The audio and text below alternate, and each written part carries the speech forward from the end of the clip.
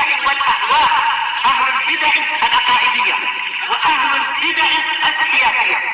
نقول بيننا وبينكم السلف، بيننا وبينكم الكتب، كان فيقول البدع بيننا وبينكم. Bismillahirrahmanirrahim. Qala al-Imam al-Bukhari rahimahullahu taala, al-babu tasi' wa salasun, bab yang ke-39, babu idza badarahul buzaq fal ya'khud bi tarafi saubih.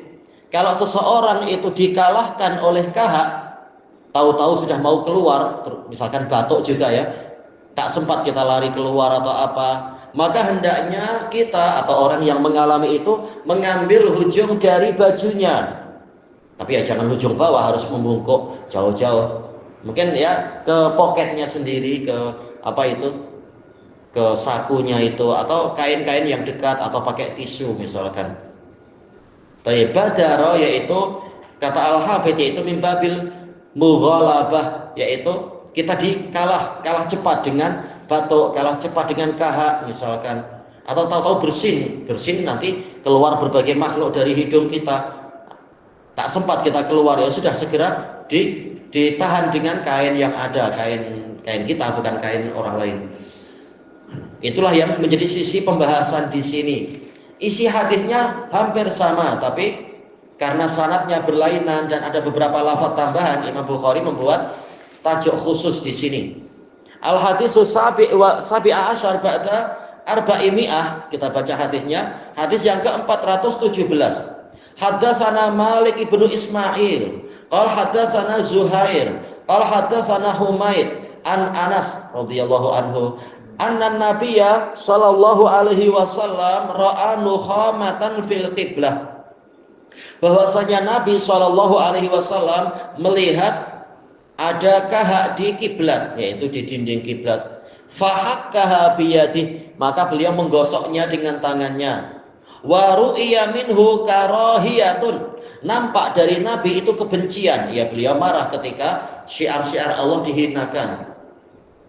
Au ru'iya karahiyatuh, yaitu ada dhamir, tak masalah, rawinya ragu, karahiyatun karahiyatuhu, lidzalik terhadap perbuatan itu, wasyiddatuhu alaih, beliau bersikap keras terhadap masalah itu. Padahal nampak sederhana, tapi beliau marah karena ini rumah Allah. Waqala, dan beliau mengatakan, inna ahadakum idza qama fi shalatih, sesungguhnya salah seorang dari kalian, jika dia berdiri di dalam salatnya, makruf, di antara rukun salat adalah apa? Al-qiyam, yaitu harus berdiri bagi orang yang mampu. Maka ma'ruf, Nabi sering mengatakan qoma fi shalah, qoma ila shalah, dan semacam itu. Fa inna ma yunaji rabbah, maka dia itu hanyalah berbisik-bisik dengan Rabbnya, bukan dengan manusia biasa. Kalau dengan manusia biasa saja dia akan terhina kalau kita meludah ke hadapan dia, apalagi ini bukan manusia, ini penguasa alam semesta, ini Allah Ta'ala. Sangat tidak layak untuk orang berbuat seperti itu tadi. Au rabbuhu bainahu wa bainal qiblah, atau Rabbnya antara dia dengan kiblat, menunjukkan saking dekatnya, tapi bukan kedekatan dzatiyah tentunya. Fala yabzuqanna fi qiblatih, maka jangan sekali-kali dia meludah ke kiblatnya. Walakin an yasarih, tapi hendaknya ke sebelah kirinya. Au tahta qadamih, atau di bawah telapak kakinya. Summa akhadha tarafa ridaih, kemudian beliau mengambil hujung dari selendangnya. Fabazaqa fi, beliau meludah ke situ. Wa radda ba'dahu ala ba'd, menggosok-gosokkan kainnya itu satu sama lain agar cepat kering misalkan atau apa, tidak malah menggumpat lalu menetes, jangan sampai menetes ke masjid, nampak menjijikkan. Tapi ini beliau mengajari agar jangan sampai masjid itu terkotori. Nah, diajari sampai sedetail ini. Islam memang sangat terperinci dan sempurna. Qal au yaf'alu hakadha, atau melakukan seperti ini. Baik. Di sini Imam Bukhari meriwayatkan dari guru yang jarang disebut, Malik bin Ismail. Beliau adalah Abu Ghassan. Al-Kufi, siqatun sabat. Bahkan apa dikatakan oleh Yahya bin Ma'in, tidak ada penduduk Kufah yang lebih atqan, lebih mantap hafalannya daripada Malik bin Ismail ini. Qal hadatsana Zuhair, beliau adalah Abu Khaisamah, Zuhair bin Muawiyah Al-Kufi. Siqatun imam. Qal hadatsana Humaid. Humaid beliau adalah Abu Ubaidah Humaid bin Tirwaih Al-Basri. Jadi ada Kufi, kemudian Basri. Siqah. Anas Basri Madani. Jadi sanadnya ini musalsal bil Iraqiyin, sama-sama semuanya orang Irak. Kufi, Basri. Walaupun Anas asalnya sih Madinah ya, tapi beliau tinggal di Basrah. Isi hadisnya hampir sama. Cuma yang menjadi pertanyaan sekarang adalah di dalam hadisnya tidak ada lafaz badarah. Tapi bagaimana dalam tajuknya Imam Bukhari mengatakan idza badarah. Dijelaskan oleh Al-Hafidz, ini diambil dari sanad yang lain. Karena untuk sanad yang lain ada lafaz itu, idza badara ahadakum al-busaq falyakhud bi tarafi saubih dan seterusnya. Hadis Anas juga. Al-Hafidz mengatakan, dan ini memang kebiasaan Bukhari, membuat teka-teki kepada murid. Hadisnya lafaznya seperti ini, tapi kenapa tajuk saya macam itu? Nah, kalian cari itu. Hadisnya ada di tempat lain. Hadisnya intinya sama, hadis Anas dengan sanad yang lain, tetapi ada lafaz yang lebih lengkap. Bukhari sering membuat teka-teki macam itu.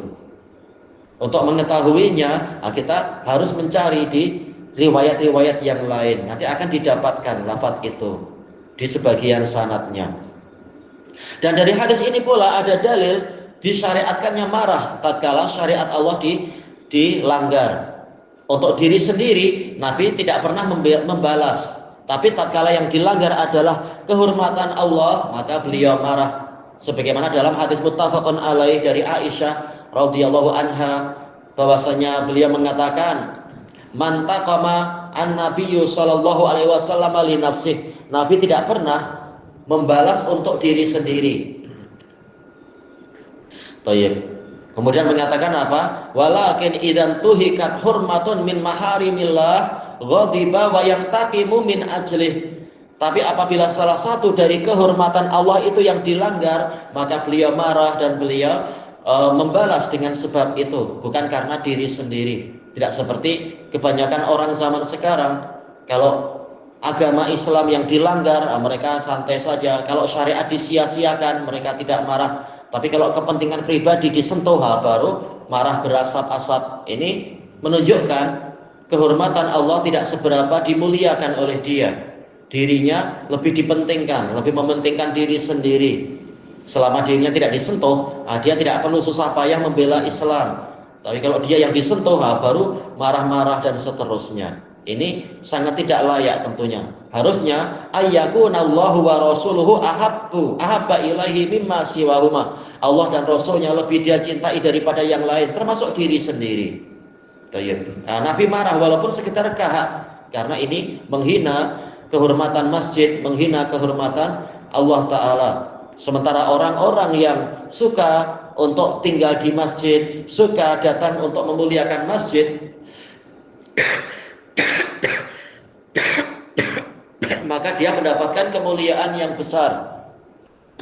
Allah Ta'ala mengatakan, innama ya'muru masajidallahi man amana billahi wal yaumil akhir. Hanyalah yang layak untuk memakmurkan masjid-masjid Allah adalah orang-orang yang beriman pada Allah dan hari akhir. Jadi dipuji sebagai orang-orang yang beriman. Demikian pula Allah Ta'ala mengatakan, fi buyutin adinallahu an turfa'a wa yudhkara fiha ismuhu yusabbihu lahu fiha bil ghuduwi wal asal rijalun la tulhihim tijaratu wala bai'un an dzikrillahi wa iqamis sholati wa ita'iz zakah. Yaitu di rumah-rumah yang ditinggikan, yaitu diagungkan.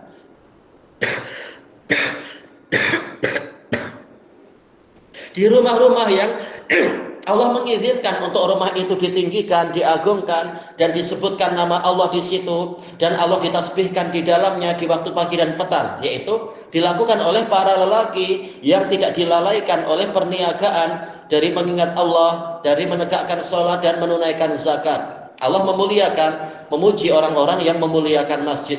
Makanya dalam hadis yang hasan, nanti di hari kiamat, Rasulullah mengatakan nanti di hari kiamat Allah Ta'ala akan bertanya, mana jiranku? Maka para sahabat bertanya, wahai Rasulullah, siapa jirannya Allah? Siapa tetangganya Allah itu? Maka dijawab, yaitu orang-orang yang rajin datang ke masjid untuk ibadah, bukan tentunya untuk apa maksiat-maksiat. Makanya masjid ini memang tempat yang harus dimuliakan. Tidak boleh ada benda-benda kotor, tidak boleh ada kahak, ludah dan yang semacam itu. Dan tidak boleh ada suara bising-bising, teriakan-teriakan, suara yang mengganggu ketenangan dan sebagainya. Karena ini bukan rumah biasa. Thayyib ilahuna wallahu a'lam. Subhanakallahumma wa bihamdika la ilaha illa anta astaghfiruka wa atubu ilaik. Walhamdulillahi rabbil alamin. Jazakumullahu khairan.